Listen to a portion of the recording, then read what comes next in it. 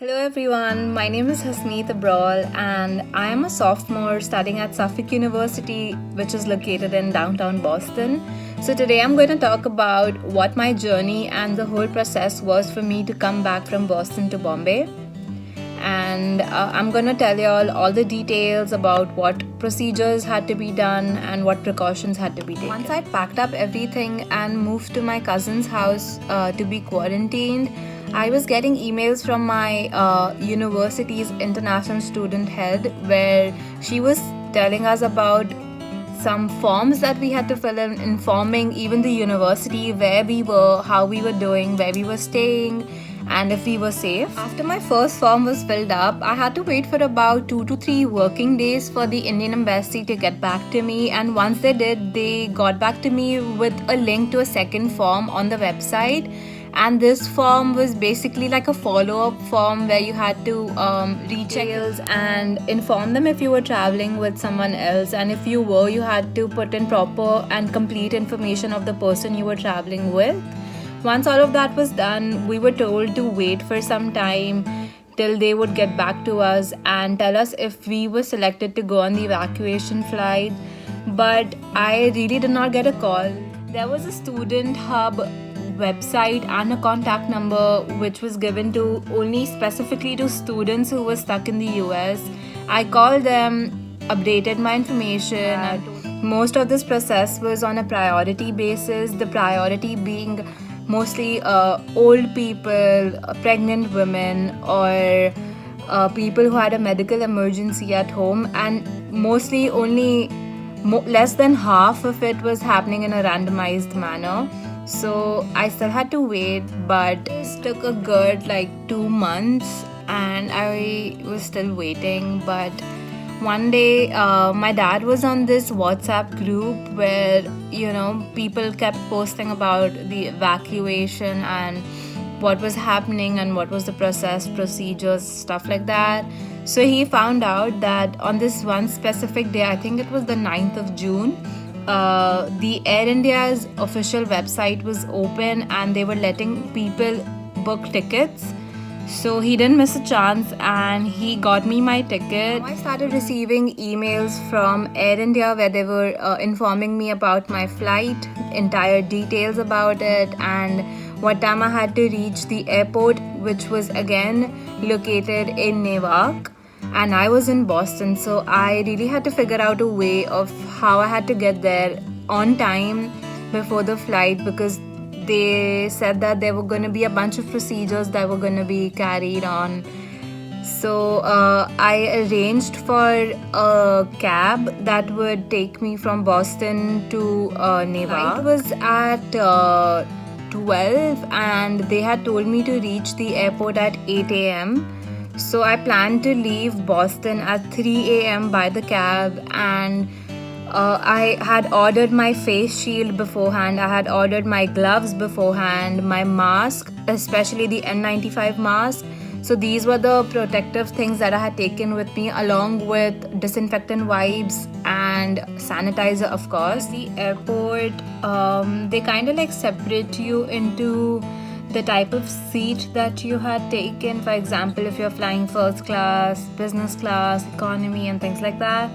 So I personally was flying first class, so I was made to stand in a separate line as compared to the others. More so, I saw that there was a lot of commotion that was happening over there. People were panicked, they had a lot of questions as to what was next, and not everyone at the airport was following a 6 feet distance inside, and a few of the staff members were literally coming really close to your face and trying to talk because of the mask and everything. They thought that we can't hear them, or I don't know what it was.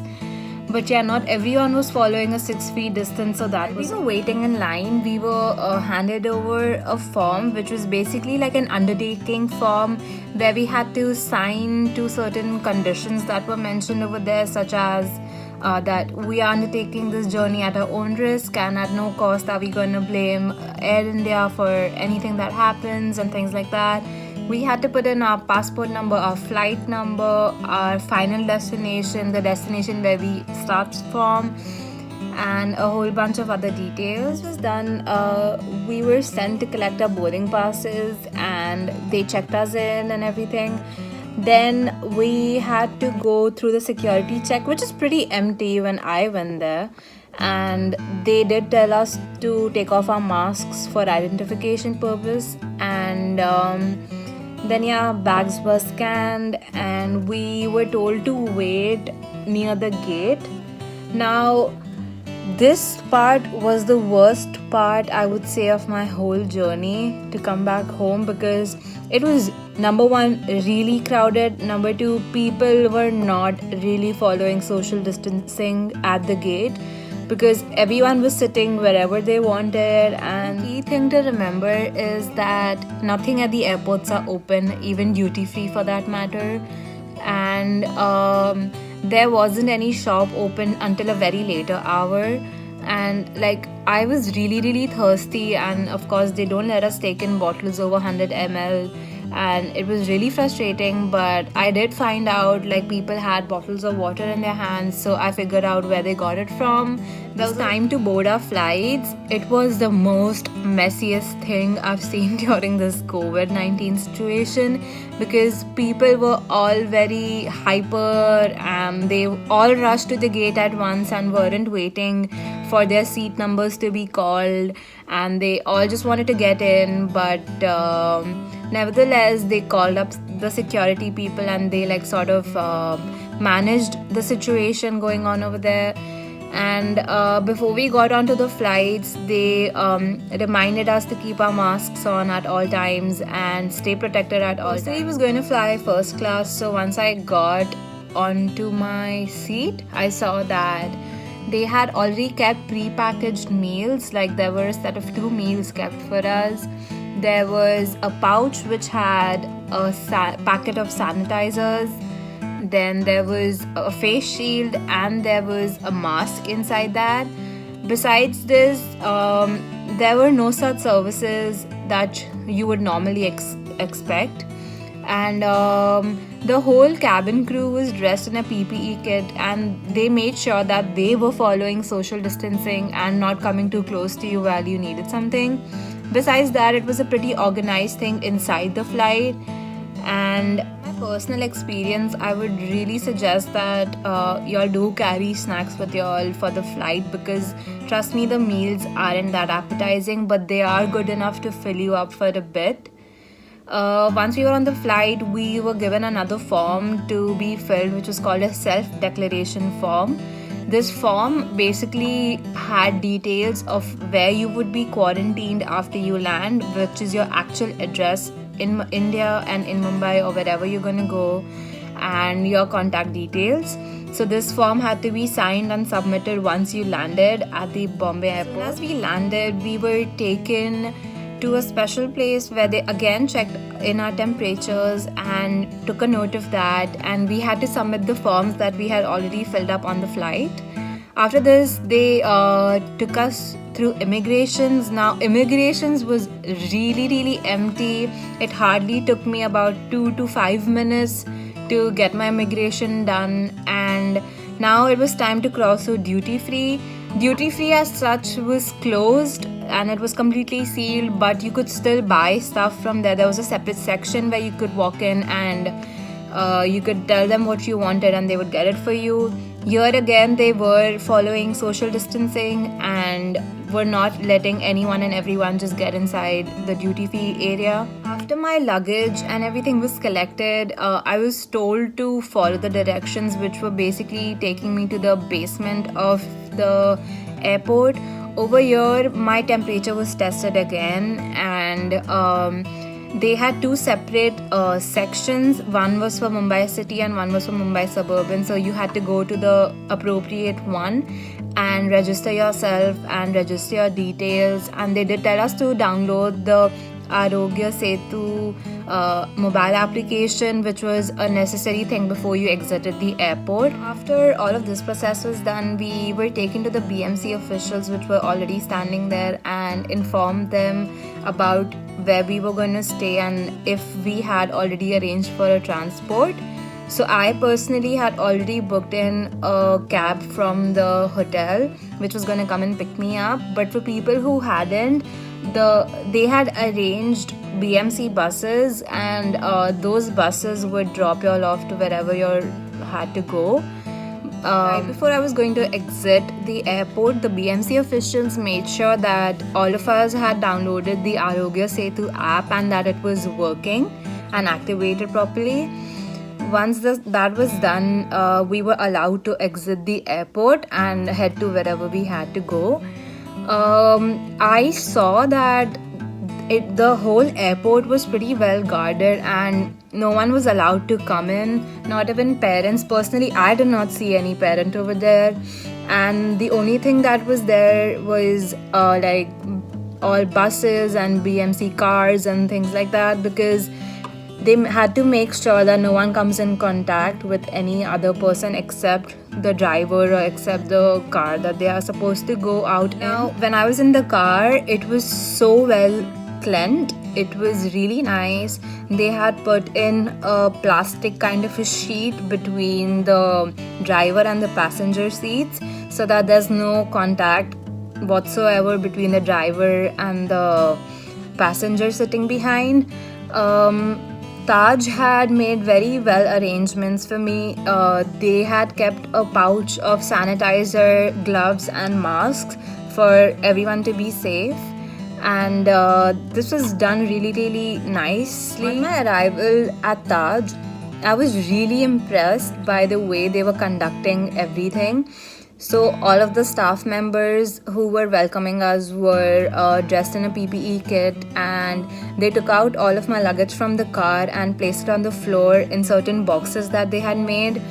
And they used a big sanitizing device to kind of sanitize all of the bags and all of the luggage things that I had, to sort of clean everything before I and my luggage would enter the hotel.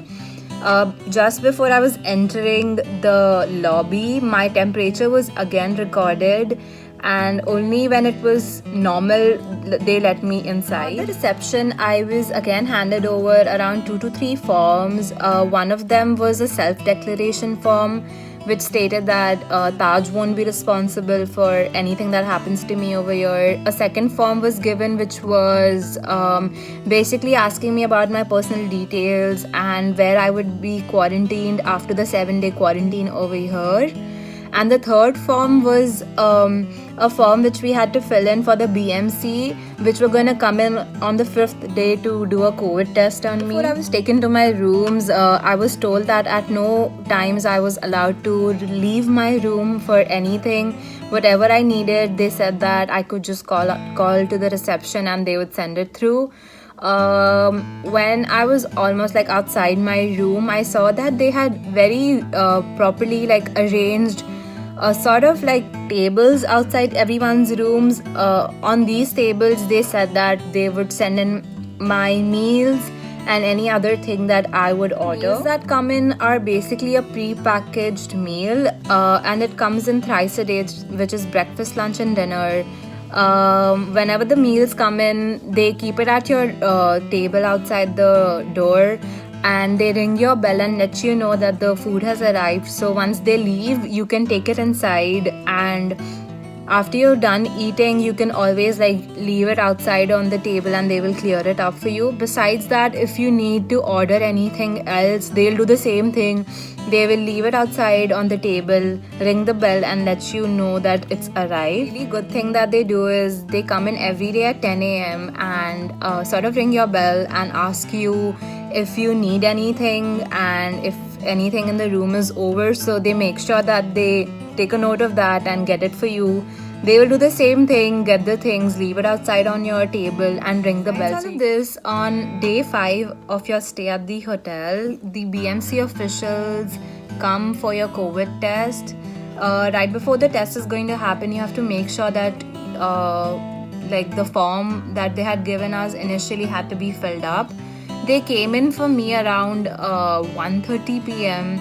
They rang the bell and they were standing outside at a safe distance from me, covered in PPE kit, and there were around 5 people. So there were 2 from the BMC, two from the diagnostic center and one from the hotel.